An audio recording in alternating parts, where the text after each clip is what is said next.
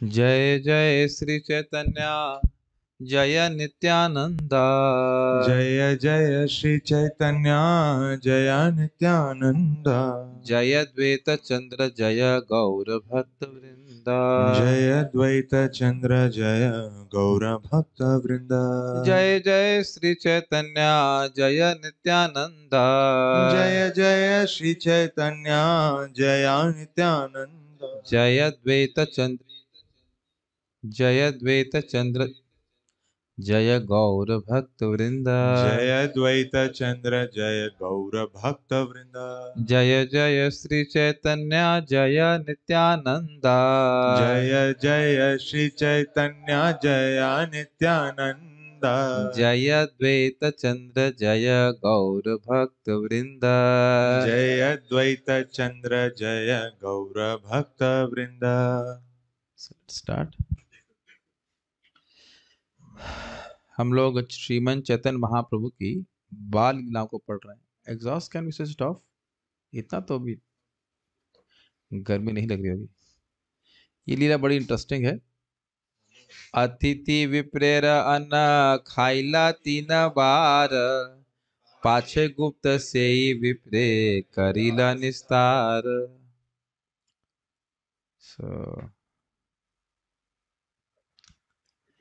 एक बार महाप्रभु एक ब्राह्मण अतिथि के भोजन को 3 बार खा गए और बाद में उन्होंने गुप्त रूप से उस ब्राह्मण का भवबंधन से उद्धार कर दिया। तात्पर्य, इस ब्राह्मण के उद्धार की कथा इस प्रकार है। एक बार एक ब्राह्मण जो देशाटन के लिए निकला था, एक तीर्थ की यात्रा करके दूसरे तीर्थ होता हुआ नवद्वीप पहुंचा और वहां जगन्नाथ मिश्र के घर में अतिथि बना। जगन्नाथ मिश्र ने उसे भोजन बनाने के लिए सारी सामग्री दे दी और उस ब्राह्मण ने भोजन तैयार किया। किंतु जब यह ब्राह्मण ध्यान मग्न होकर भगवान विष्णु को भोजन अर्पित कर रहा था, तब बालक निमाई वहां आकर उसे खाने लगा। फलतः ब्राह्मण ने सोचा कि यह भोग व्यर्थ हो गया, क्योंकि झूठा हो गया। अतएव जगन्नाथ मिश्र के कहने पर उसने दोबारा भोजन पकाया। किंतु जब वह ध्यान कर रहा था तो बालक फिर वहां आया और भोजन खाने लगा और भोग को इस प्रकार उसने पुनः नष्ट कर दिया। जगन्नाथ मिश्र के अनुनय विनय करने पर उस ब्राह्मण ने तीसरी बार भोजन पकाया, किंतु इस बार भी महाप्रभु ने आकर भोजन को झूठा कर दिया। यद्यपि इस बालक को एक कमरे में बंद कर दिया गया था और सभी लोग सो रहे थे, क्योंकि काफी रात हो चुकी थी। अतएव ब्राह्मण ने यह सोचा कि भगवान विष्णु आज मेरे भोजन को स्वीकार नहीं करना चाहते हैं और मुझे उपवास ही करना पड़ेगा। फलतः वह शुद्ध होकर चिल्लाने लगा, हाय हाय, क्या हो गया, क्या हो गया। जब चैतन्य महाप्रभु ने ब्राह्मण को उस शुद्ध अवस्था में देखा तो वो उससे बोले, पूर्व जन्म में मैं माता यशोदा का पुत्र था। उस समय भी तुम नंद महाराज के घर अतिथि के रूप में आए थे और मैंने तुम्हें इसी तरह तंग किया था। मैं तुम्हारी भक्ति से अति प्रसन्न हूँ, इसलिए मैं तुम्हारे हाथों से बनाया हुआ भोजन खा रहा हूँ। यह समझ कर के महाप्रभु उस पर कृपा कर रहे हैं, ब्राह्मण अत्यंत प्रसन्न हुआ और वह कृष्ण प्रेम से गदगद हो उठा। वह भगवान का आभारी था और उसने अपने आप को परम भाग्यशाली माना। तब महाप्रभु ने कहा कि वह इस घटना के बारे में किसी को न बताए। यह घटना चैतन्य भागवत आदि खंड के 3 अध्याय में विस्तार से वर्णित है। चैप्टर 5 में, उसमें इंग्लिश में 5 लिखा हुआ है, अब पता नहीं तीसरा कैसे हो गया। आदि खंड के 5वें अध्याय में। श्योर है कि नहीं, वो तो श्योर इसमें है, लेकिन तीसरे में 5वें में देखना पड़ जाएगा। तो हुआ ये, देखिए कि वो व्यक्ति ब्राह्मण आया था। पहले देख लीजिए, अतिथि विप्रेर, विप्र अति, जो अतिथि थे वो ब्राह्मण थे। उनके अन्न को खाया 3 बार महाप्रभु ने और बाद में गुप्त रूप से उस विप्र पे कृपा करी।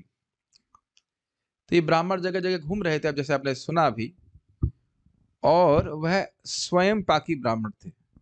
उनके गोपाल बाल नाम एक विग्रह थे, बाल गोपाल का विग्रह था। और स्वयं पाकी का समझते हैं, वो दूसरे का पका हुआ नहीं खाएंगे, खुद से बनाएंगे, फिर उसको भगवान को भोग लगाएंगे, फिर खाएंगे। ये नियम था उनका। कहीं पे भी जाने तब भी ऐसा, वो कहते हैं सीधा भोजन लिया करते थे। मतलब दाल चावल ले लेंगे कच्चा, उसको पका के खाएंगे। तो इनके यहाँ से क्या जगन्नाथ मिश्र क्या आए थे, तो उनको भी इस प्रकार से दिया गया स्वयं बनाने के लिए। तो पहली बार में अब वो करते क्या थी थोड़ा समझिए, बाल गोपाल को आवाहन करते, भोग बनाते, भोग लगाते, तो भोग लगाते समय आवाहन करते, तो बाल गोपाल तो स्वयं निमाई है, उदंतर तो है नहीं। तो जब उनको बुलाते तो महाप्रभु का क्या दोष है? बुलाया जा रहा है खाने में तो आएगा व्यक्ति खाने के लिए, क्या दिक्कत है? आगे खाना खाना शुरू करते, हाय हाय हाय क्या कर दिया तुमने, हमारा भोग डिस्टर्ब कर दिया। तो जगन्नाथ मिश्र उनको मारने के लिए दौड़े, बालक निमाई को। तो इन्होंने कहा अरे नहीं, छोटा बच्चा है, ऐसे तो छोटे बच्चे को नहीं पिटाई करते, ऐसे कुछ नहीं, आप छोड़ दीजिए, आज लगता है भगवान विष्णु चाहते नहीं कि मैं खाना खाऊं। तो जगन्नाथ मिश्र कहा नहीं नहीं, बहुत बड़ा अपराध हो जाएगा, आप इतने अच्छे ब्राह्मण हैं और आप भूखे चले जाएंगे तो बहुत हमारे पर अपराध लगेगा, आप फिर से बनाइए, हम बच्चे को संभाल के रखेंगे। तो बच्चे को संभाल के रखा गया ये सब। फिर भी बच्चा किसी तरह संभाल, जब जब उन्हें भोग लगाने के लिए आह्वान किया, स्मरण किया, ध्यान किया, फिर आके खा गया। फिर वो हाय हाय करने लगे, अब तो भाई इतना गुस्सा आया। फिर वो कह रहे नहीं नहीं, बच्चे को मारने की जरूरत नहीं, बच्चे क्या जो गलती है हमारे ही भाग्य में, जब खाना लिखा नहीं तो क्या कर सकते हैं, ऐसा करिए कुछ फल फूल दे दीजिए, वही मैं भोग लगा के ग्रहण कर लूंगा, आज लगता है मेरे भाग्य में अन्न नहीं है। तो जगन्नाथ मिश्र को बहुत खराब लगा और फिर विश्वरूप उस समय उनके सामने आए, और विश्वरूप का जो स्वरूप था वो बहुत ही सौम्य था, मन को प्रसन्न करने वाला था।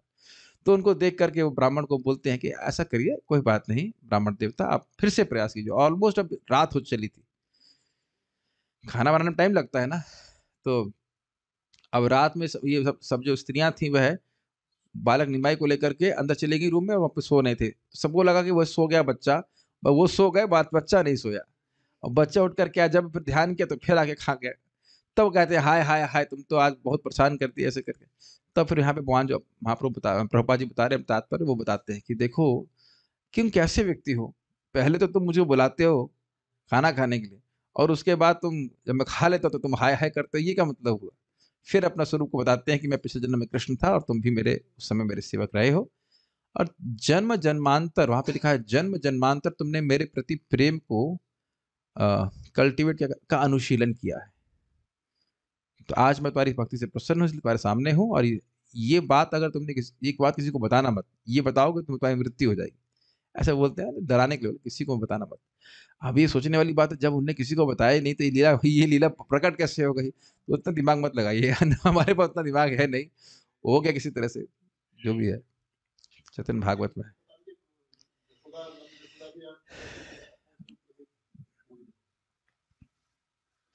तो इस प्रकार से ब्राह्मण का उद्धार किया।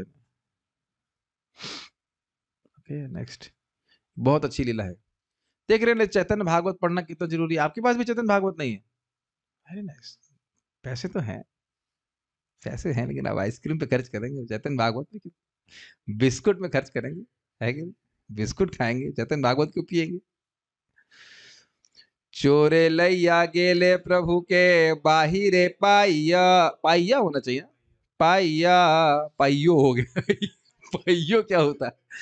चोरे लैया गेले प्रभु के बाहिरे पाइया, तारस कंधे चढ़ी आइला तारे भुलाइया। चोर को लेकर के प्रभु बाहर गेला, बाहर गए, तारस कंधे चढ़ी, उनके उनके कंधों पर चढ़ गए थे चोरों के, और आइला तारे भुलाई, और वापस अपने घर आ गए उनको भ्रम में डाल करके। ये बड़ा अच्छी लीला है। बचपन में महाप्रभु को दो चोर उठाकर उनके घर के बाहर ले गए, किंतु महाप्रभु उन चोरों के कंधे पर चढ़ गए, और जब वे सोच रहे थे कि हम इस बालक के आभूषण आराम से उतार लेंगे, तो महाप्रभु ने उन्हें भ्रमित कर दिया, जिससे वे चोर अपने घर जाने के बदले जगन्नाथ मिश्र के घर वापस जा पहुंचे। ये सुंदर फोटो यहाँ पे लगाई गई है। वो चोर लोग महाप्रभु को लेके जा रहे थे और उनसे भ्रमित होकर वापस वहीं पे आ गए। थोड़ा पढ़ते हैं तात्पर्य में समझाऊंगा। ओहो, बचपन में महाप्रभु सोने के आभूषण से लदे रहते थे, ब्राह्मण पुत्र थे लेकिन सोने के आभूषण पहनते थे। एक बार जब वे घर के बाहर खेल रहे थे, तब दो चोर उनकी गली से होकर निकले। वे गहने लूटने की ताक में थे, अतः उन्होंने महाप्रभु को कुछ मिठाई देकर फुसला लिया और अपने कंधों पर चढ़ा लिया। चोरों ने सोचा था कि वे बालक को जंगल में ले आकर मार डालेंगे और गहने निकाल लेंगे, किंतु महाप्रभु ने चोरों के ऊपर अपनी ऐसी माया फैलाई, जिससे वे जंगल की ओर जाने के बदले महाप्रभु के ही दरवाजे पर वापस जा पहुंचे। मतलब उनके कंधे पर चढ़े चढ़े महाप्रभु काफी जगह घूमे नवद्वीप में, लेकिन वो भ्रमित होकर के देखा कि वो वहीं से स्थान पे आ गए जहाँ से उनको उठाया था। और जब उनको लेके चले गए तो ये जगन्नाथ मिश्र बड़े परेशान हुए, स्वाभाविक सी बात है। बच्चा कहाँ है, बच्चा कहाँ है? तो वो बच्चा वहीं लाकर छोड़ दी। तो सोच रहे थे कि हम इनाम दें, जो हमारा बच्चा वापस लेके आ गया उसको इनाम दें। पता नहीं था उनको कि वही चोर थे। चोर उन लोग के सामने नहीं आए थे। चोर लोग उनके सामने नहीं आ पाए। वो जब घूमते घूमते दिखा रहे ये तो जहां से चुराया था वहीं पे आ गए, तो इनको रख करके वो भाग गए थे वो लोग। ये था। जब वे उनके घर के सामने आ गए तो वे डर गए, क्योंकि जगन्नाथ मिश्र तथा पड़ोस के सभी लोग बच्चे की तलाश में थे। अतएव चोरों ने वहां रुकने में खतरा समझा। वे उन्हें वहीं छोड़कर चलते बने। तब बालक को घर के अंदर लाया गया और शची माता को दिया गया, क्योंकि वे अत्यंत चिंतित थी। तब जाकर वे संतुष्ट हुई। यह घटना का चैतन्य भागवत के आदि खंड के तृतीय अध्याय में विस्तार से वर्णन किया गया था। ये तृतीय अध्याय, पिछले वाला पांचवा देता। क्या मतलब है ही नहीं किताब, तो चाहे तृतीय हो, चाहे चौथा हो, चाहे पांचवा हो, बारहवा हो, क्या फर्क पड़ता है? गरीब हम लोग हैं, क्या कर सकते हैं। मैं तो जब ये पढ़ता हूँ ना, ये पढ़ रहा हूँ, तो मन कर रहा है कि अभी उस क्लास के बाद जाकर फिर से इसको पढ़ें। ऐसा देखिए कितनी बार भी आप इस लीला को सुनिए, वो तृप्ति नहीं होती। और उसको डिटेल में पढ़ेंगे, बड़ा अच्छा लगता है। उसमें सब उसके बंगला है, उसके शब्द हैं, बहुत अच्छा है।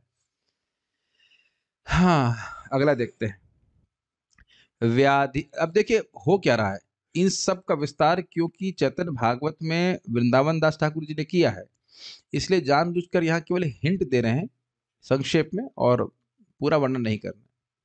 कहने का आशय यह है कि जिसको पूरा वर्णन पढ़ना है, जो पुस्तक है ग्रंथ चैतन्य भागवत का, तो मैं वर्णन क्यों करूं, ये कहने का आशय है कृष्णदास कविराज गोस्वामी का। व्याधि छले जगदीश हिरण्य सदने, विष्णु नैवेद्य खाइला एकादशी दिने। व्याधि के छल से जगदीश और हिरण्य के घर में विष्णु नैवेद्य, विष्णु को अर्पित भोग को खाया एकादशी के दिन। भगवान महाप्रभु कर सकते कि भगवान है, भगवान तो अन्न खाते ही हैं।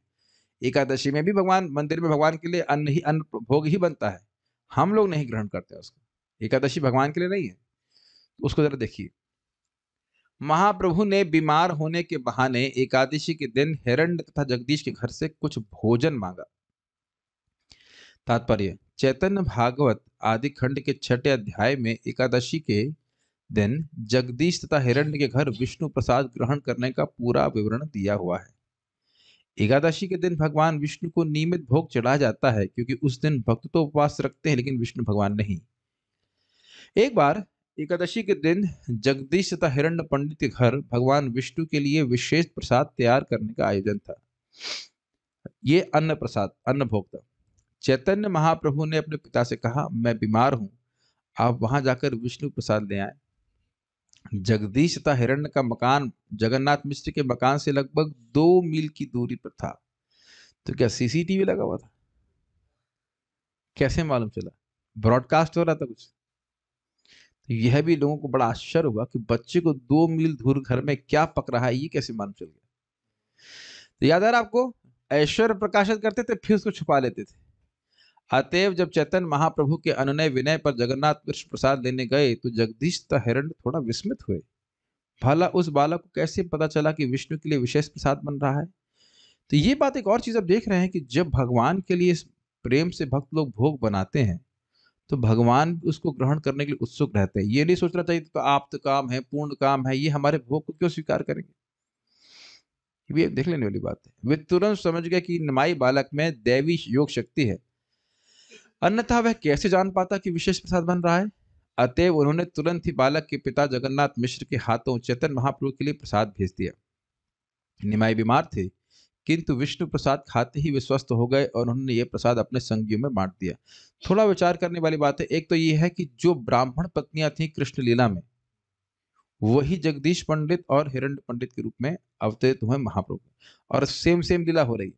सिमिलर, सेम तो नहीं कह सकते, सेम मतलब एक जैसी, प्राय एक जैसी लीला हो रही है। जब कृष्ण बलराम जी ब्रज के जंगल में थे, तो उनके सखाओं ने कहा कि हमको, वो जान रहे थे कृष्ण बलराम को भूख लग रही, तो कहते हमको बहुत भूख लग रही है। कहते ठीक है, अब यहाँ पास में ही ब्राह्मण लोग यज्ञ कर रहे हैं, उनसे जाके मांगो। तो जब उन्होंने मांगा तो कुछ बोले ही नहीं, चुप रहे एकदम। चुप का मतलब है नहीं देंगे। तो बड़े दुखी हुए, वापस आए भगवान के पास। भगवान ने कहा, देखिए जो भीख मांगने जाता है उसको उम्मीद नहीं करनी चाहिए कि हर बार भिक्षा मिलेगी। ऐसा करिए, अब जाके ब्राह्मण पत्नियों के पास जाइए, वह देंगी। तो जब ब्राह्मण पत्नी ने सुना कि कृष्ण बलराम जी बहुत भूखे हैं, तो बहुत सारा प्रसाद लेकर के आई। फिर आगे कथा आप जानते ही, तो इसलिए उसी तरह से आप देखेंगे, जगदीश पंडित और हिरण्य पंडित ने सुना कि निमाई बीमार हैं और वो विष्णु प्रसाद चाहते हैं, तो सारा सामान लेकर के आए, प्रसाद भिजवाया।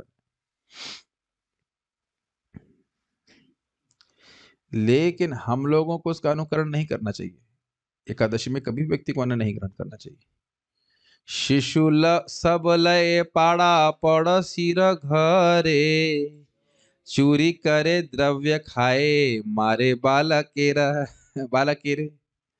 जैसा कि बच्चों में होता है, महाप्रभु ने खेलना सीखा और वे अपने मित्रों के साथ पड़ोसी मित्रों के घर जाते, उनकी खाने की वस्तुएं चुराते और खाते, और कभी कभी बच्चे परस्पर लड़ते झगड़ते।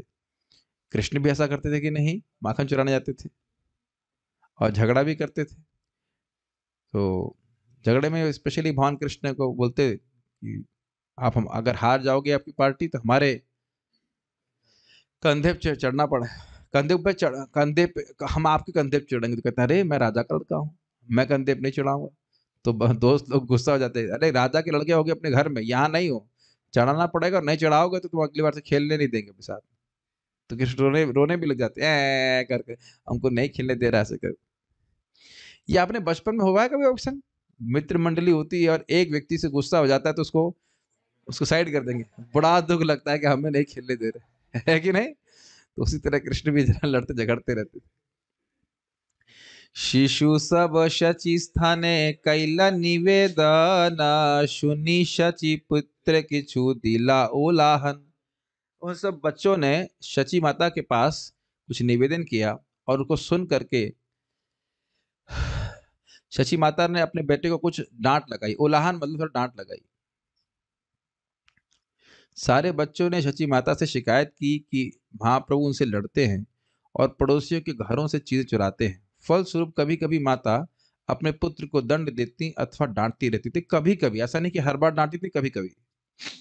के ना चोरी कर के ने मारा शिशु रे, के ना पर घरे जाह खीबा ना ही घरे। के ना चोरी करे, अरे तुम चोरी क्यों करते हो? के ना मारा शिशु रे, और तुम बच्चों को क्यों मारते हो? केना पर घरे जाह, तुम दूसरों घर क्यों जाते हो? कि वह नाही घरे, जो हमारे घर में ऐसा क्या नहीं, क्या है हमारे घर में ऐसा क्या नहीं है जिसके कारण दूसरे घर जाते हो?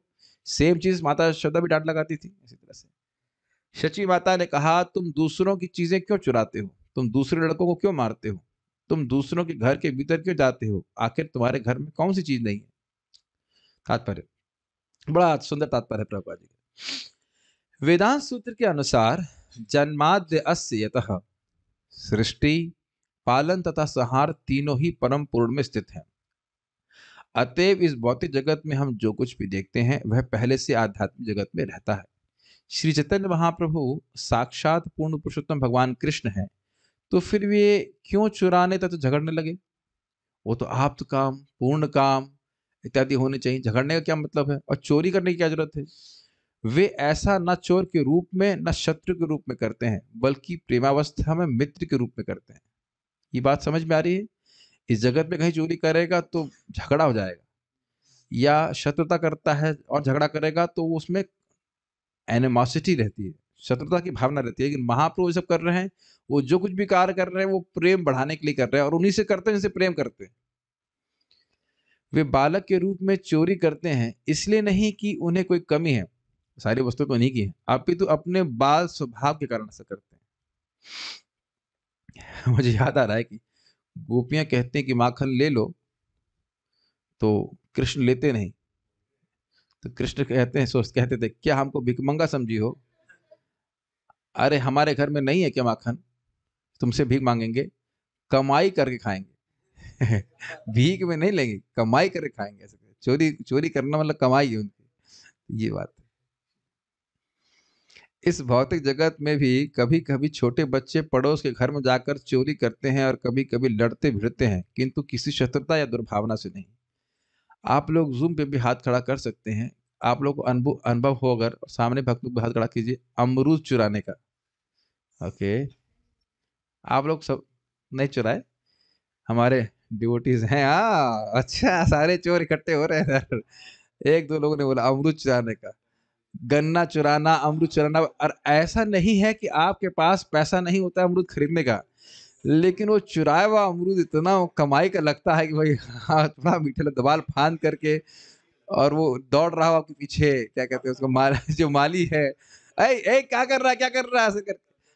और वो जो एक्साइटमेंट है ना चोरी करके लेने का, उसका वो बड़ा अच्छा लगता है। लेकिन तो ये सब एक्साइटमेंट कृष्ण भी अनुभव करना चाहते हैं, तो इस प्रकार से करते थे। तो ये सब कहाँ से आ रहा है? भगवान कृष्ण से आ रहा है। तो कोई कहे कि क्यों अमृत चोरी कर रहे हो? अरे तुम्हारे हमारे भगवान चोरी कर रहे हैं, तो उन्हीं की परंपरा में एवं परंपरा प्राप्त इसीलिए मैंने वो ज्ञान परंपरा प्राप्त किया है चोरी कर। देखिए हमने देखा था हमारे फार्म में भी लोग गन्ना चुराने आ जाते थे, तो अब उनको पूछो, उनको कहा जाए कि गन्ना का क्या, एक गन्ने का कितना रुपए होगा?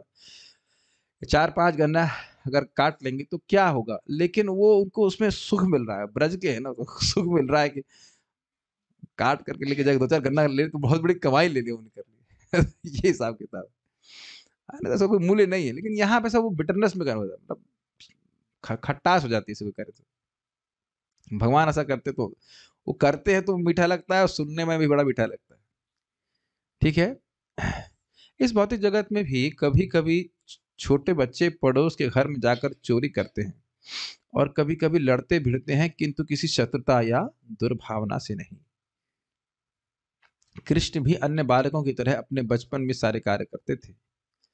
यदि आध्यात्मिक जगत में चुराने की प्रवृत्ति और लड़ने की प्रवृत्ति न होती, तो ये इस भौतिक जगत में भी न पाई जाती। अब आप देख रहे हैं प्रभुपाद जी ने तात्पर्य कैसे खोला था, खोला मतलब शुरू किया था, जन्माद अस्यतः, इस जगत में जो कुछ भी है उसके स्रोत भगवान कृष्ण है। तो चोरी की प्रवृत्ति भी भगवान कृष्ण से ही आ रही है, लेकिन भगवान कृष्ण में पूर्णता को प्राप्त है, और यहाँ वो विकृत हो जाती है। इसलिए हम भगवान का अनुकरण नहीं कर सकते, ना हमें करना चाहिए। ठीक है। भौतिक जगत तथा आध्यात्मिक जगत में इतना ही अंतर है कि आध्यात्मिक जगत में मैत्री और प्रेम वश चोरी की जाती है, जबकि इस भौतिक जगत में लड़ाई तथा चोरी शत्रुता और द्वेष के आधार पर की जाती है। जैसे आप जानते ही हैं कि गोपियां जब माता यशोदा के पास कंप्लेन लेके आती, तो उनका उद्देश्य यह नहीं होता था कि माता यशोदा कृष्ण को डांटें या वो कुछ करें। वो कृष्ण के लीला वर्णन करने में उनको बहुत सुख मिलता था, कृष्ण के बारे में बात करने में सुख मिलता था, इसलिए आती थी। ठीक है। ये बहुत अच्छी बात यहाँ पे समझ रहा है। इसलिए कभी भी भगवान श्री कृष्ण की लीलाओं का अनुकरण करने के बारे में नहीं सोचना चाहिए। भगवान और जीव में बहुत भेद है, और उसमें व्यक्ति को सोचने लग जाए कि भगवान ऐसा कर सकते हैं तो मैं भी कर सकता हूं, तो नहीं, वो फिर वो गड़बड़ हो जाएगा। भगवान वो कार्य करना जो कार्य करते हैं वो पूरी तरह से परफेक्ट है। गोपियों कृष्ण जो लीला कर रहे हैं वो परफेक्ट है। इंसान करने का सोचेगा, पहली बात तो कर नहीं पाएगा, और करेगा तो उसके लिए फिर उसको पाप भोगना पड़ेगा, वह है नरक जाएगा। ये नहीं करना चाहिए। तो अमरूद चुराने की आपको शिक्षा नहीं दी जा रही है। हाँ, आप तो टाइम भी नहीं है। हाँ, सारा टाइम तो क्या कंपनी वालों ने चुरा लिया, तो अमरूद चुराने का मौका कहाँ मिलेगा? और अब अच्छा भी नहीं लगेगा।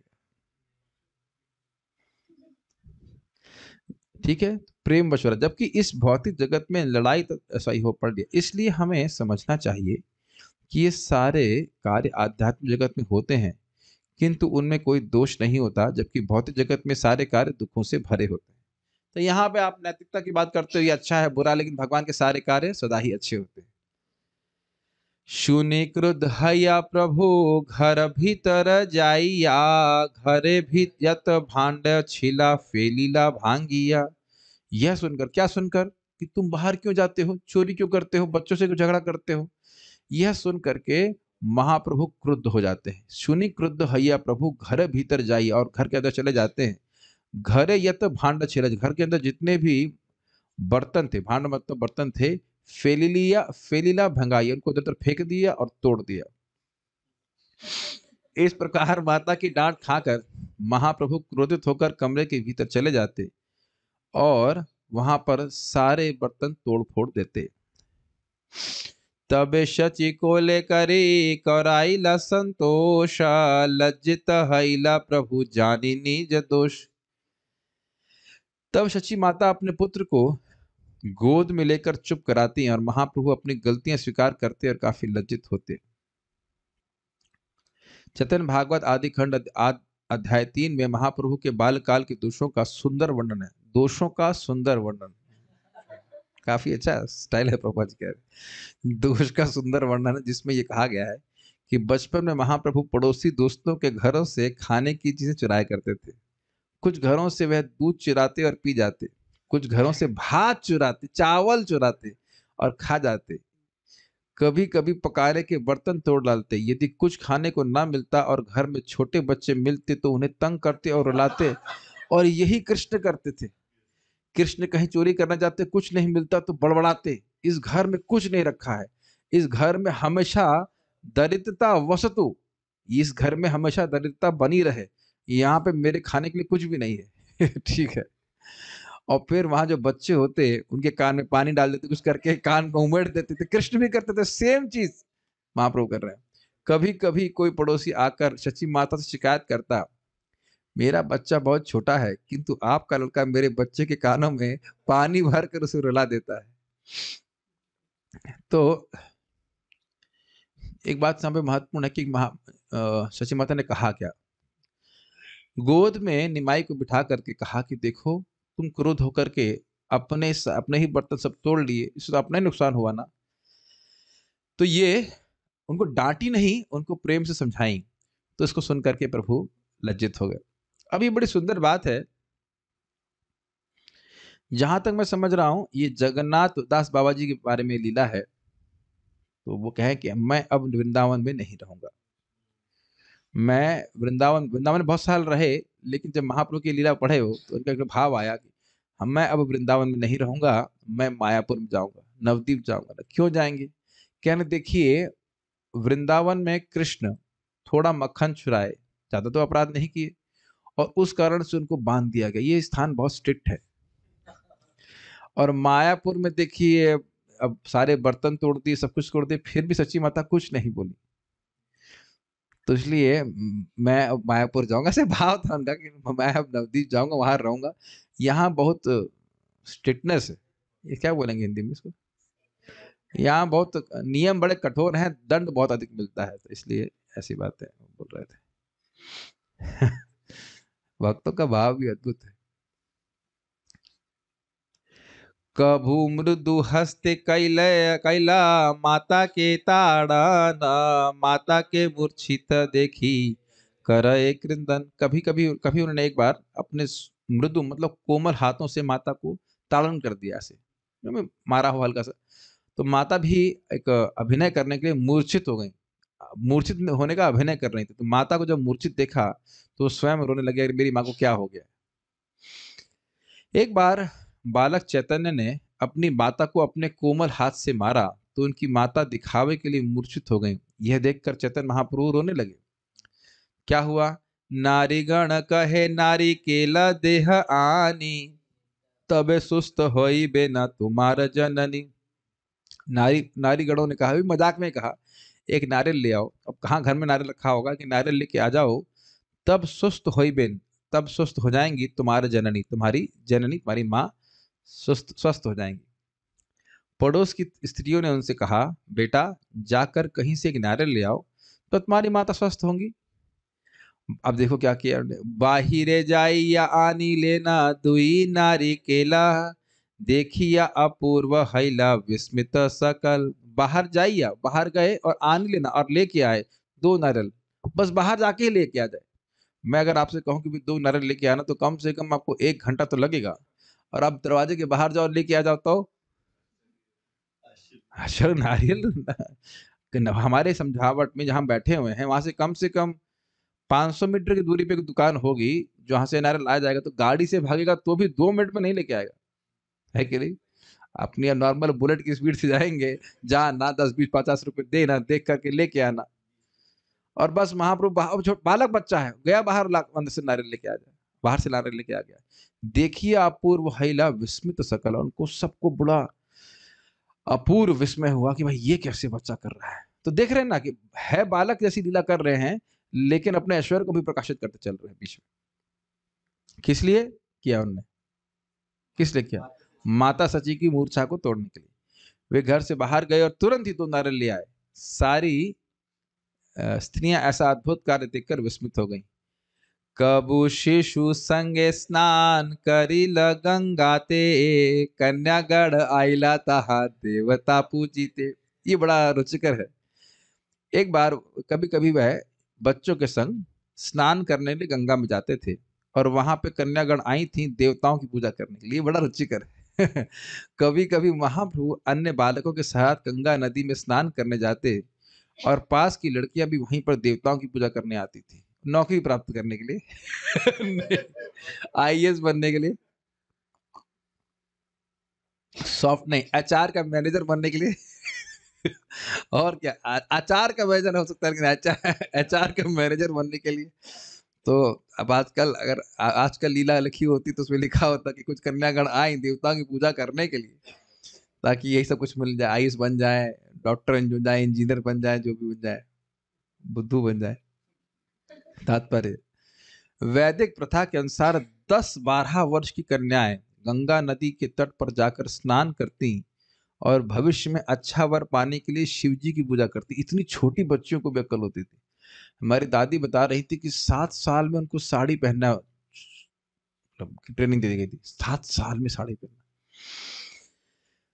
मैं समझता हूँ प्रभुपाद जी की बहन थी ना, प्रभुपाद जी की बहन थी जो 11 साल की हो गई ना, 12 साल की हो गई, तो उनकी माँ इतनी चिंतित हो गई कि नहीं, अगर इनकी शादी नहीं करी तो मैं आत्महत्या कर लूंगी। 12 साल की लड़की। आपको तो काफी टाइम हो गया आपका समय शादी का। प्राय 20-21, मैक्सिमम 18-19, 20-21 में शादी हो जाती थी। आजकल तो लोग कल्पना भी नहीं करेंगे। कल्पना तो मतलब, ऐसे तो गवर्नमेंट से अलाउड है थोड़ा, लेकिन अच्छा ही होता है, शादी जल्दी हो जाए तो अच्छा रहता है। कुछ सुनाई नहीं दे रहा है। कुछ सुनाई नहीं दे रहा है। इच्छा देखिए, लड़कियों की इच्छा होती है शादी करने की, मोस्टली 99% लड़कियों की शादी इच्छा होती है, कितना ही मना करें। उसको लेट करने से थोड़ा सा गड़बड़ हो जाती है। उसको प्रभुपाद जी भागवत में वर्णन किया, उसको यहाँ पे नहीं ले रहे। वे शिव जैसे पति की कामना करती थी। शिव जी बहुत अच्छे हैं, क्योंकि शिव जी अत्यंत शांत होने के साथ ही अत्यधिक शक्तिशाली भी हैं। ये बहुत इंपॉर्टेंट है। पति अगर झगड़ा करने वाला हो और निर्बल भी हो उसके ऊपर, तो बहुत, वैसे कहेगा खून पीने वाली बात है ना, बहुत खून पिएगा, बहुत परेशान करेगा। आजकल इस तरह के ही पति हैं प्राय। प्राय मतलब कोई ट्रेनिंग नहीं ना इस प्रकार की, धर्म की कोई ट्रेनिंग नहीं है। इसलिए पहले हिंदू परिवार की छोटी छोटी लड़कियां शिव जी की पूजा वैशाख मास यानी अप्रैल मई में विशेष रूप से करती थी। किस लिए करती थी? अच्छा पति प्राप्त करने के। गंगा में स्नान करना हर एक के लिए, न केवल बड़ों के लिए अपितु छोटों के लिए भी अत्यधिक प्रसन्नता की बात होती है। अभी तो आजकल बाथरूम में भी स्नान नहीं करते। माता पिता तो ये कहते हैं हमारे बच्चे को ठंड लग जाएगी। आप कैसी बातें करते हो? सब सुबह स्नान करने के लिए बोलते, बाथरूम में गर्म पानी से स्नान नहीं कर सकते और गंगा जी स्नान करेंगे? भूल जाइए। और यहाँ क्या बोल रहे हैं, उनके लिए प्रसन्नता होती थी। और एक्चुअल में, वास्तविकता में, आप में से सभी लोगों ने गंगा स्नान या कभी यमुना स्नान किया होगा। नदी में स्नान करने का एक, पवित्र नदी में स्नान करने के बाद आपको लगेगा कि हम पवित्र होकर निकले। ये मैंने हमेशा अनुभव किया है। ये इलाहाबाद में या हरिद्वार में तो मैं गया ही नहीं कभी, लेकिन हरिद्वार में मतलब स्नान नहीं किया, ऋषिकेश वगैरह में बहुत पवित्रता लगती है। जहाँ नदी नहीं होती तो वहां तालाब में स्नान करते थे। तालाब में भी स्नान करने में बहुत अच्छा लगता है। या हम लोग मंदाकिनी में स्नान किए थे उधर चित्रकूट में, वहां बहुत अच्छा लगता है। इधर हम लोग यमुना नगर गए थे, वहां पे पौंटा साहब एक स्थान है। आप वहां पे गए हैं क्या? अच्छा, तो वहां पे भी वो पौंटा साहब का जो क्या कहते हैं, गुरुद्वारे के जस्ट पीछे यमुना जी बहती हैं, बहुत अच्छा लगता है। अच्छा लगता है ऐसे स्थान में जाएं, थोड़ा सा लकड़ी वकड़ी जलाकर कुकिंग करें, वन फायर कीर्तन करें, स्नान करें। मंदाकिनी बहुत सुंदर है। चित्रकूट में मंदाकिनी तो है मंदिर, वहां पर गंगा जी को मंदाकिनी ही कहते हैं, जहाँ तक मुझे स्मरण आ रहा है। बहुत सुंदर है, बहुत ही सुंदर है एकदम। और अद्भुत बात यह है कि जहाँ उस आश्रम में रुके, देखे थे हम लोग, रुके नहीं थे आश्रम में, हमारी बस खड़ी थी, उस मंदाकिनी एकदम नीचे से बह रही थी, और मंदाकिनी के सामने केवल जंगल। ऐसा रास्ता मैंने कहीं नहीं देखा। दूसरा तरफ केवल जंगल ही जंगल, और हिरन विरन भी दिखाई पड़ रहा था। बड़ा सुंदर, बड़ा नेचुरल सेटिंग था। तो ऐसे जगह स्थान पे स्नान करने का अलग संस्कार होता है। कभी हम लोग चलेंगे चित्रकूट। क्या चित्रकूट तो जाया जा सकता है, चित्रकूट तो कोई बहुत दूर नहीं है। स्मरण करके आ गया मैं। एक्चुअली बस पार्टी में बड़ा अच्छा लगता है, बस पार्टी में अपने खाते पीते बनाते हुए चलो और सब जगह चले जाओ। लेकिन ये तो हम खाली बोल रहे थे कि ये सब अच्छा लगता है। वैसे भागवत में भी इसका वर्णन है कि नदी में स्नान करने से व्यक्ति के जो स्नायु तंत्र है वह बहुत शक्तिशाली हो जाता है। वेन्स वेन्स नस वगैरह सब बहुत अच्छी रहती है। हाँ, वो तीसरे स्कंद में पढ़ेंगे। गंगा स्नान करी पूजा करी तेला गीला, कन्यागण मध्य प्रभु आसिया बसीला। जब कन्याएं गंगा स्नान करके विभिन्न देवताओं की पूजा करने लगती तो बालक महाप्रभु वहां आते और उनके बीच में बैठ जाते। कन्यार कहे आमा पूजा आमी दीप बर, गंगा दुर्गा दासी मोरा महेश किंकर। कन्याओं को कहा आमा पूजा मेरी पूजा करो, आमी दीपा वर मैं तुमको वरदान दूंगा, गंगा और दुर्गा तो मेरी दासी हैं और महेश मेरे, महेश मतलब शिव जी मेरे सेवक हैं। बाप रे। हाथ हो गए। अब लड़कियां तो समझ नहीं रही कि भगवान है, उनको तो एकदम।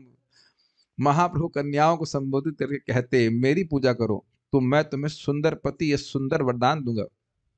वर का अर्थ हो सकता है, दोनों अर्थ होता है। वर मतलब लड़का, पति पति या फिर वरदान दूंगा। गंगा तथा देवी दुर्गा मेरी दासियां है। ये क्यों बोल रहे हैं? कह रहे हैं कि भाई तुम जिनकी पूजा कर रही हो मेरी दासियां हैं, तो तुम मुझसे सीधे वरदान क्यों नहीं मांग लेती हो? मैं सारा वरदान देने में समर्थ हूँ। और अन्य देवताओं की बात तो दूर रही, शिव जी तक मेरे दास हैं। प्रभुपाद जी का देखिए अनुवाद कितना स्वीट है। तात्पर्य, अन्य धर्म के लोगों में यथा ईसाइयों तथा मुसलमानों में ऐसी गलत धारणा है कि हिंदू धर्म में अनेक ईश्वर है। वास्तव में ये हकीकत नहीं है, वास्तविकता नहीं है। ईश्वर एक है, लेकिन ऐसे अन्य अनेक शक्तिमान जीव हैं जो प्रशासन के विभिन्न विभागों का कार्यभार संभालते हैं। इसको समझाने की जरूरत नहीं, समझ में आ रहा है, गवर्नमेंट है।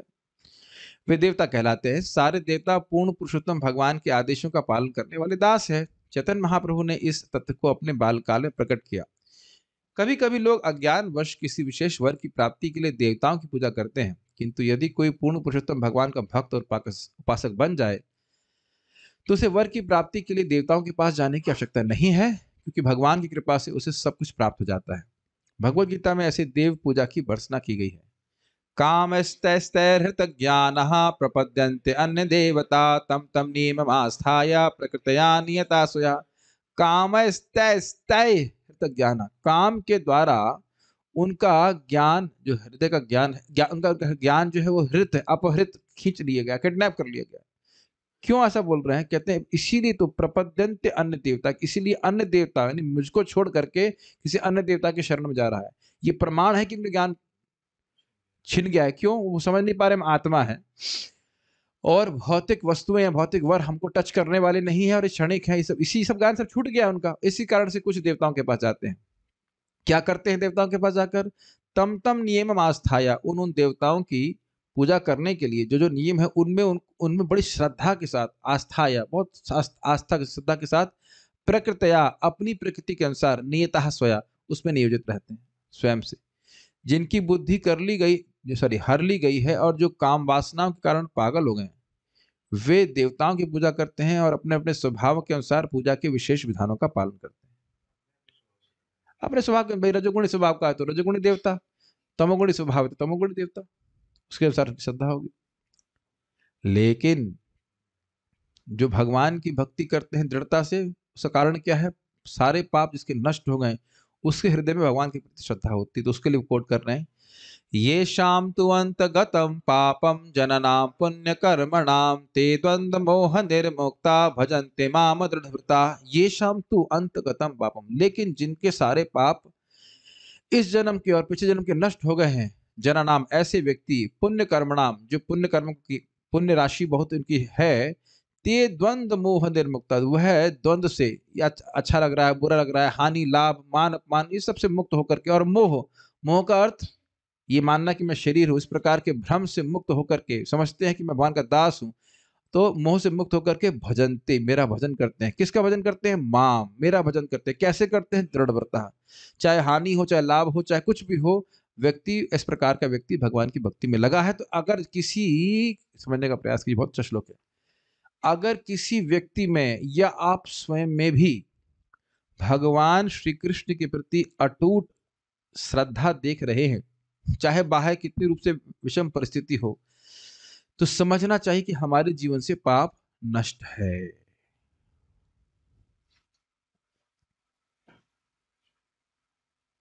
समझ में आया? यदि हमारे हृदय में पक्की श्रद्धा है कि नहीं, हमें भक्ति करनी ही है भगवान कृष्ण की, तो इस दिखाता है कि हमारा हृदय शुद्ध हुआ है। नहीं तो इस प्रकार की श्रद्धा नहीं रहती, थोड़ी सी कठिनाई आती है और व्यक्ति भक्ति छोड़ देता है। और ये भी ध्यान देना है, दूसरी तरह से देखिए कि अगर व्यक्ति, कोई भी व्यक्ति भगवान की भक्ति कर सकता है, लेकिन दृढ़ता से वही करेगा जिसके जीवन से पाप नष्ट हुआ है। ये भी अर्थ है। भाई आदमी आज दो माला चार माला कोई भी कर सकता है, लेकिन अब शराब पी रहा है, मांस खा रहा है, गलत कार्य कर रहा है, तो वो भक्ति में स्थिर नहीं रह पाएगा। ठीक है। किंतु जो लोग सारे पाप कर्मों तथा द्वंद्व से मुक्त हैं, वे दृढ़ता के साथ पूर्ण पुरुषोत्तम भगवान की पूजा में लग जाते हैं। भगवत गीता 7.28। केवल मूर्ख ही अपने विविध प्रयोजनों के लिए देवताओं की पूजा करते हैं। मूर्ख क्यों? वो तो ठीक है, एक मूर्खता है कि इंद्रिय तृप्ति के लिए मांग रहे हैं, और तो इसी को एक्सपैंड कीजिए, इंद्रिय तृप्ति के लिए मांग रहे हैं, तो ये मूर्खता क्यों है? नहीं ये ये नहीं, ये नहीं मूर्खता है, ये पॉइंट आया है। अरे इंद्रिय तृप्ति भगवान भी दे सकते हैं, तो देवताओं से मांग रहे इसलिए मूर्ख है? नहीं, इंद्रिय तृप्ति की बात ही मांगना मूर्खता है। क्यों? क्योंकि हाँ, वो शरीर के स्तर पे है, आद्यंतवंत कौनते, वह निकृष्ट है, वह निकृष्ट है और क्षणिक है, तो वह उससे जीव कभी संतुष्ट नहीं होने वाला, तो इसलिए मूर्ख है। और ये बात भी है कि देवताओं से मांग रहे हैं तो देवता देते बहुत कम है, भगवान से मांगे वही चीज तो भगवान इतना देंगे कि कोई लिमिट नहीं है। किंतु जो अत्यंत बुद्धिमान है, वे केवल पूर्ण पुरुषोत्तम भगवान कृष्ण की ही पूजा करते हैं। तो आप लोग हैंड रेस कर सकते हो कि आप में से मूर्ख कौन है? कोई नहीं। जो भगवान कृष्ण का भजन कर रहा है, कृष्ण से भजे से, कृष्ण से ही भजे, कृष्ण जे भजे से ही बड़ो चतुर। जो कृष्ण का भजन करता है वो बहुत चतुर है। क्यों? भाई ये शरीर की कोई वैल्यू तो है नहीं, और जिन चीजों से आप भगवान की सेवा कर रहे हो उसकी कोई वैल्यू नहीं है, लेकिन उसके बदले में क्या मिलेंगे? भगवान।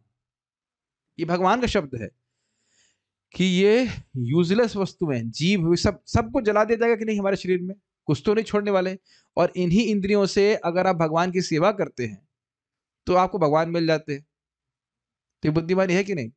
जिस वस्तु का कोई मूल्य ही नहीं, उसको अगर आप अमूल्य वस्तु को प्राप्त कर ले तो बुद्धिमानी है कि नहीं? इसीलिए चतुर कहा जाता है। कभी कभी हम पर कृष्ण भावनामत आंदोलन के सदस्यों पर आरोप लगाया जाता है कि हम देवताओं की पूजा का समर्थन नहीं करते, किंतु जब चैतन्य महाप्रभु तथा भगवान कृष्ण ने इसकी भर्त्सना की है तो हम इसका समर्थन कैसे कर सकते हैं? भला हम अन्य लोगों को मूर्ख तथा हृत ज्ञान कैसे होने दे सकते हैं? बुद्धिहीन। हमारा प्रचार तो इतना ही है कि बुद्धिमान लोग पदार्थ तथा आत्मा के अंतर को समझें और उन पूर्ण पुरुषोत्तम भगवान को समझें जो परिपूर्ण आध्यात्मिक अस्तित्व है। ये बात समझ में आई? लोग समझे कि हम आत्मा है और भगवान कृष्ण ही परिपूर्ण व्यक्ति हैं जो सभी चीज के स्रोत हैं। सीधी सीधी बात, यही हमारा जीवन कार्य है। भला हम इस भौतिक जगत के भौतिक शरीरों में विद्यमान तथाकथित देवताओं की पूजा करने के लिए लोगों को दिग्भ्रमित कैसे कर सकते हैं? अब तथाकथित देवता क्यों कह रहे हैं? क्यों? क्योंकि एक जीव जो योग्य हो जाता है उसे भगवान की व्यवस्था से देवता का पद प्राप्त हो जाता है, वो भगवान नहीं हो जाता।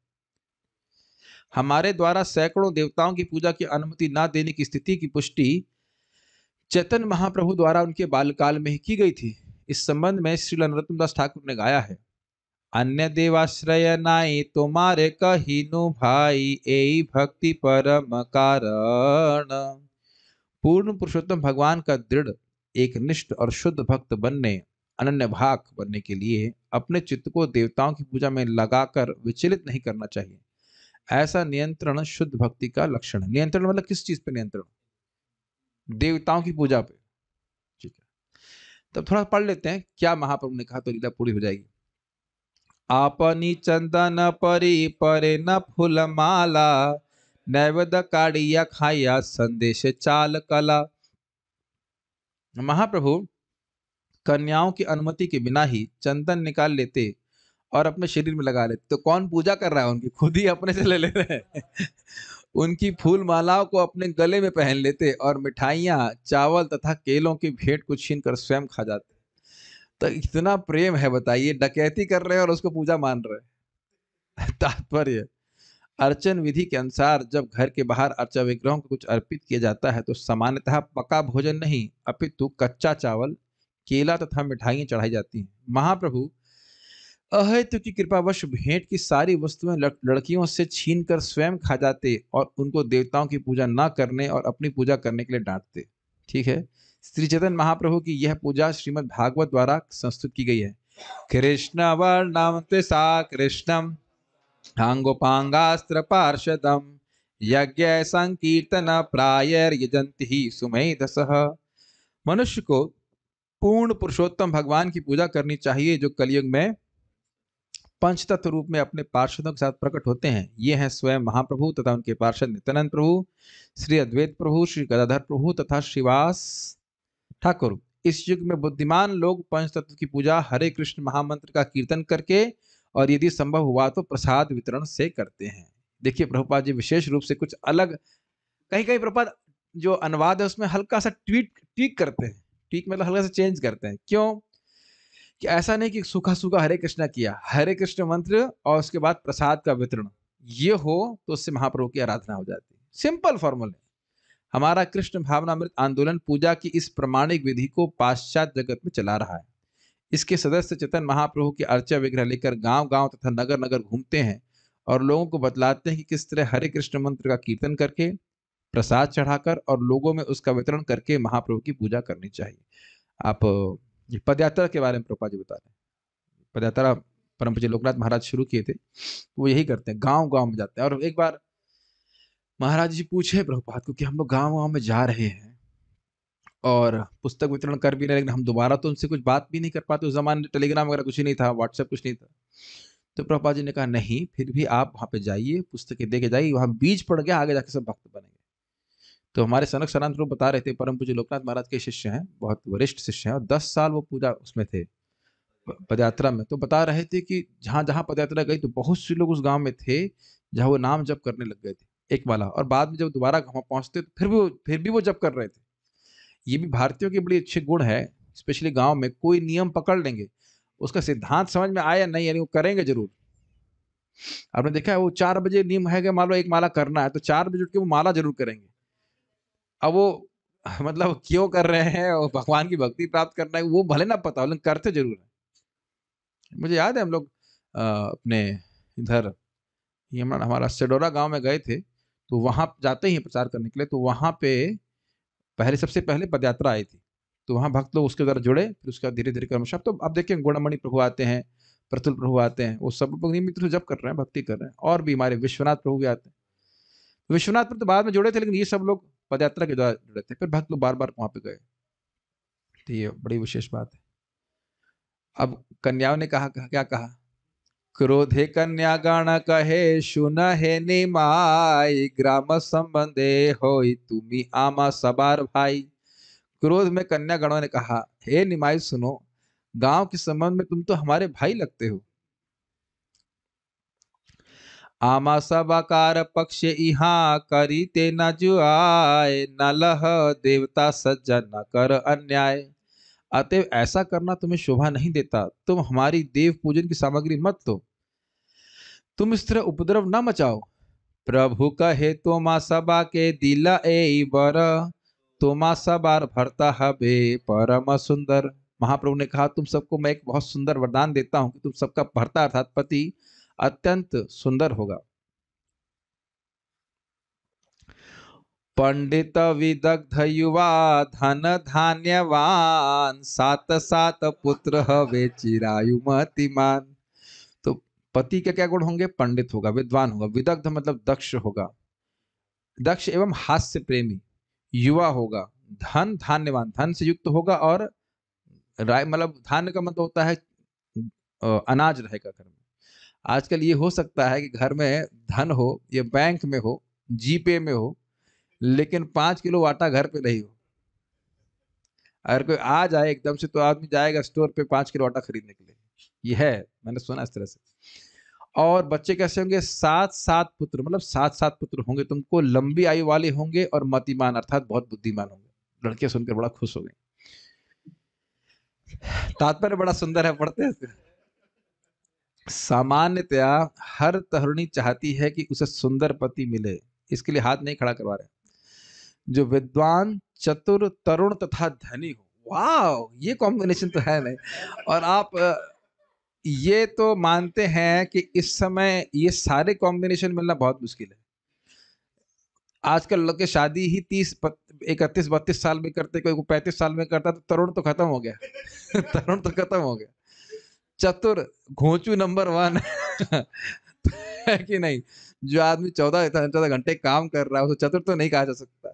धनी हो सकता, कुछ कागज के नोट इकट्ठे कर ले, और विद्वान तो है ही नहीं। गीता भागवत का तो कोई ज्ञान है नहीं इसको, बस थोड़ा बहुत यही अजगर पाइथन, C++ यही सब जानता है, कुछ नहीं। ये बात सत्य है। हम हमेशा माता जी को मजाक बनाते हैं, काफी कई बार मजाक बनाते हैं, हमने बनाया, मतलब बनाया गया है उसकी टेंडेंसी को लेकर के। लेकिन पुरुषों का भी आजकल खूब मजाक बनाने वाला है। बेवकूफ नंबर 1, कोई आध्यात्मिक ज्ञान नहीं, कोई जीवन की कोई कैसे बस जीवन जीना चाहिए, कोई इसके बारे में जानकारी नहीं है। किस प्रकार के सारे गुण होने चाहिए, एक ही व्यक्ति में होना चाहिए। वैदिक संस्कृति के अनुसार धनी वह है जिसके पास प्रचुर अन्न का भंडार तथा पशुओं का समूह। धान्य न धनवान, गवया धनवान, जिसके पास अन्न, गाय तथा बैल होती हैं वह धनी है। कागज के नोट होने मात्र से धनी नहीं होता। कागज के नोट की पकौड़े नहीं बनाते हम लोग। तरणी यह भी चाहती है कि उसके बहुत से बच्चे हो, विशिष्टया पुत्र हो, जो बुद्धिमान तथा दीर्घजीवी हो। अब यह भी एक डाउट है, आजकल आजकल नहीं चाहते बच्चे हो, किंतु समाज के पतन के कारण अब तो ऐसा प्रचार हो रहा है कि 1 या 2 बच्चे काफी हैं और शेष को निरोध उपायों से मार दिया जाए। किंतु तरुणी की सहज इच्छा यही होती है कि उसके एक से अधिक नहीं अपितु कम से कम आधे दर्जन बच्चे हों। अब इसके लिए तो हम किसी से हाथ नहीं खड़ा करवाना चाहते भाई, ये तो इच्छा बहुत डाउटफुल है कि किसी में इस प्रकार की आधे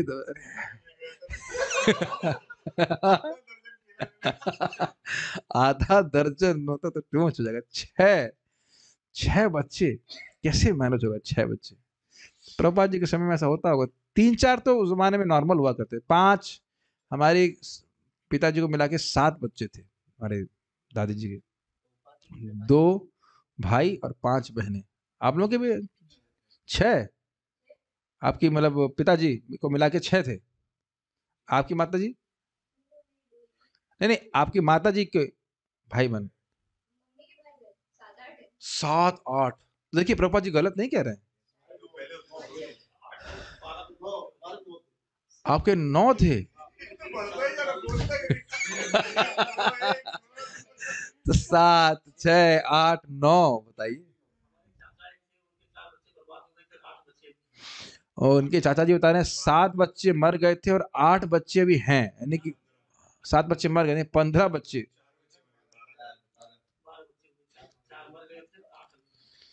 12 मर गए थे। है नहीं, हम तो दूर ही रहे तो अच्छा है इससे। अब आजकल आप देख रहे हैं एक बच्चों संभाल नहीं पाते माता जी, है कि नहीं? आप कह सकते हैं बेबी सिटिंग का स्कूल अपने भी चालू हो जाता है, 6-6 बच्चे। वैसे कीर्तन के लिए एक मृदंग प्लेयर, एक हारमोनियम, एक 2-3 लोग करताल के लिए चाहिए, है कि नहीं? हाँ, ये भी हो सकता है, बड़ा बच्चा छोटे बच्चों को संभालता है। और दूसरी बात क्या है, माताओं को ना नौकरी नहीं करना होता था। मुझे तो नहीं, आश्चर्य होता है कि शुरू कहाँ से होगा सारा ये। कन्या, एक भी कन्यागण ये नहीं बोल रहे कि उसे नौकरी करने के लिए जाना पड़े, सॉफ्टवेयर जॉब मिल जाए, है नहीं बोल रहे। ठीक है, चैतन्य महाप्रभु पूजा की जो सामग्री अपने लिए छीन लेते थे, उसके बदले में वे उन कन्याओं की इच्छाओं को पूरा करने के लिए वर देना चाहते थे। आपने ध्यान दिया कि उनको दिया भी नहीं गया, वो छीन लिए, तब उसके बदले में वर दिया जा रहा है। और अगर प्रेम से दिया जाए तो और कितना वर प्राप्त होगा। तो माता जी लोग सुन रहे हैं ना, जिसको शादी की इच्छा है, तो किसकी पूजा करनी है आपको? चैतन्य महाप्रभु की। कैसे करना है? हरे कृष्ण मंत्र के जावरा, हरे कृष्ण मंत्र और कुछ भोग सामग्री दीजिए खिलाने, सूखा सूखा नहीं, हरे कृष्ण मंत्र भी करना है, और जिन प्रभु जी को शादी करना है उनके लिए भी ऑप्शन यही खुला हुआ है, और जिनको नहीं करना है उनके लिए भी है। ठीक है, सभी को वरदान दे सकते हैं महाप्रभु। चैतन्य महाप्रभु की पूजा करके मनुष्य सुखी बन सकता है और अच्छा पति और पत्नी जैसे भी चाहे धन अन्न तथा अनेक संतानें पाकर भौतिक लाभ प्राप्त कर सकता है। यद्यपि श्री चैतन्य महाप्रभु ने कम उम्र में ही संन्यास ले लिया, किंतु उनके भक्तों के लिए भी संन्यास लेकर उनका अनुसरण करना आवश्यक नहीं है। आज वो नहीं आए हमारे मृदंग प्लेयर, उनको तो बड़ा अच्छा लगता है, खैर पढ़ चुके हैं तात्पर्य कई बार, बहुत खुश है, बड़ा फोटो बनवा लिया इसका। ठीक है, मनुष्य गृहस्थ बन सकता है अब, किंतु उसे चैतन्य महाप्रभु का भक्त अवश्य बनना चाहिए। तो ये नहीं कि अब जप ही करने का मौका ना मिले गृहस्थी में, तभी वह सुखी होगा और उसे अच्छा घर, अच्छी संतान, अच्छी पत्नी, अच्छी संपत्ति तथा सारी मनोवांछित वस्तुएं प्राप्त हो सकती हैं।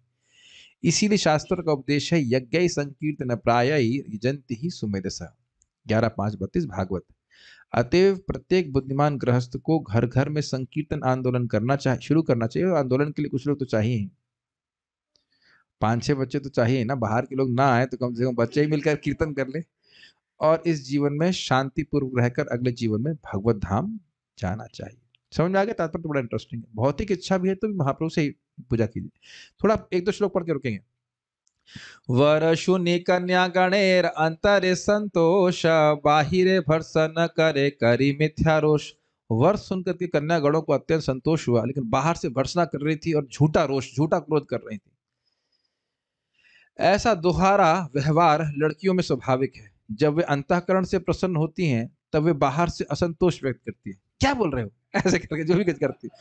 स्त्रियों का ऐसा व्यवहार उन लड़कों को बहुत भाता है जो उनसे मैत्री करना चाहते हैं। मतलब अंदर से उनको प्रेम हो रहा है और बाहर से वो गुस्सा प्रस्तुत कर रही है। तो जिसने नहीं दिया उस संग क्या हुआ, जरा देखिए, बड़ा रुचिकर है। कोनो कन्या पलाइला नैवेद्य लैया, तारे डाकी कहे प्रभु सक्रोध हैया।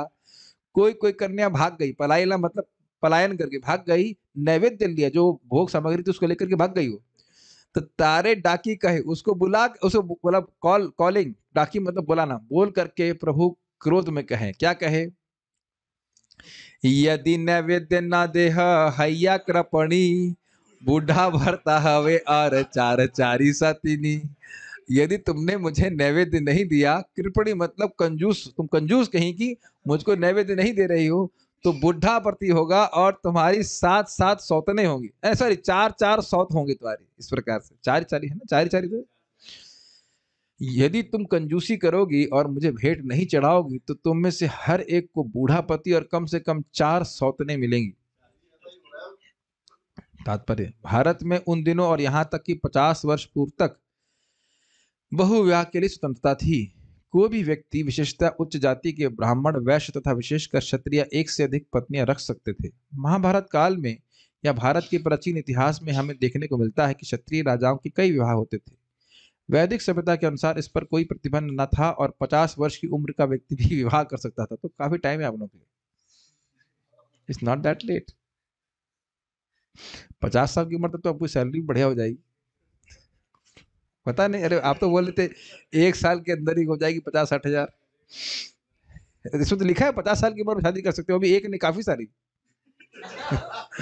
तो आराम से भक्ति कर लीजिए, फिर 50 साल में शादी कर ले, क्या दिक्कत है। किंतु ऐसे व्यक्ति से विवाहित होना जिसकी कई पत्नियां हो कभी भी अच्छा नहीं माना जाता था, क्योंकि इससे पति का प्यार कई पत्नियों में बढ़ जाता था है। चैतन्य महाप्रभु इन कन्याओं को कम से कम 4 पत्नियों वाले पति से ब्याह होने का शाप देने का दिखावा करके इसलिए दंडित कर रहे थे क्योंकि वे उन्हें नैवेद्य नहीं देना चाहती थी। देखिए बात क्या है, भगवान को अगर कोई व्यक्ति देता है तो उसका अत्यंत कल्याण होता है। तो इसलिए भगवान बार बार बोल रहे हैं मुझे दो, मुझे दो। ऐसा नहीं खाली पति ही देंगे, वो उसको, उस व्यक्ति को लेकर भगवान के अपने पास धाम में ले जाएंगे। तो अगर कोई भौतिक इच्छा से भगवान कुछ दे रहा है, अंततः वो मुक्त हो जाएगा। सामाजिक ढांचे में पुरुष को एक से अधिक ब्याह करने की छूट दी जाने का समर्थन इस प्रकार से किया जा सकता है। सामान्यतः हर समाज में स्त्रियों की संख्या पुरुषों से अधिक होती है। अतएव यदि समाज का यह सिद्धांत रहे कि सारी कन्याएं विवाहित हों, तो जब तक बहुपत्नित्व की अनुमति न मिले ऐसा संभव नहीं होगा। यदि सारी कन्याओं का विवाह नहीं होता तो व्यभिचार की अधिक आशंका बनी रहती है और व्यभिचार वाला समाज कभी शुद्ध या शांत नहीं रह सकता। ये स्वाभाविक है। प्रायः स्त्रियों में पॉल्यूशन की संभावना बहुत अधिक होती है। वह भोली होती हैं और बिगड़ सकती हैं, और अगर शादी नहीं होती है तो उस प्रकार से गड़बड़ हो सकती है। इसलिए प्रभात कह रहे हैं, हमने अपने कृष्ण भावनामृत आंदोलन में अवैध यौन जीवन पर प्रतिबंध लगा रखा है। व्यवहारिक कठिनाई यह है कि हर कन्या के लिए पति ढूंढ पाना कठिन है। अच्छा पति, कोई ट्रक, ऐसा नहीं कि ट्रक ड्राइवर से शादी कर देंगे, और कोई डिवोटी लड़की है तो शादी भी तो डिवोटी से होनी चाहिए। अतएव हम बहुपत्नित्व के पक्ष में हैं, बशर्ते कि पति एक से अधिक पत्नियों का भरण पोषण कर सकने में समर्थ हो। लेकिन दूसरी लाइन बहुत कठिन है, क्योंकि एक का ही भरण पोषण नहीं हो पाता है तो क्या होगा। इहा शून्यता सवार मने हई लभय, कोनो किछु जाने की बा दिवाविष्ट होए। श्री चैतन्य का यह कल्पित शाप सुनकर कन्याओं ने सोचा कि हो सकता है कि यह कुछ असाधारण बातें जानता हो या इसे देवताओं से शक्ति प्राप्त हो। अतः वे भयभीत हो गई थीं कि उनका शाप कहीं सच न हो जाए। आनिया नैवेद्य तारा सम्मुखे धरीला, खाइया नैवेद्य तारे इष्टवर दीला। इसलिए अब नैवेद्य को लाकर उनके समक्ष रख दिया, निमाई के सामने, और उस नैवेद्य को खा करके उनको इच्छित वर चैतन्य महाप्रभु ने दिया। एतमत चापल्य सब लोके र देखाय, दुख करो नने नहे सब सुख पाए। जब लोगों को कन्याओं के प्रति महाप्रभु की इस चातुरी का पता लगा तो उनमें किसी तरह की गलतफहमी नहीं हुई, बल्कि उन्हें इन व्यवहारों से आनंद प्राप्त हुआ। आगे महाप्रभु की शादी का वर्णन है। तो महाप्रभु की शादी हम, सॉरी, निमाय पंडित शादी हम कल कराएंगे। आज मुहूर्त ठीक नहीं है, तो कल अच्छा लग्न है, कल शादी वादी के बारे में बात होगी। श्रीमन चैतन्य महाप्रभु की जय। श्री श्री चैतन्य चरितामृत की जय। निताई गौर प्रेमानंदे।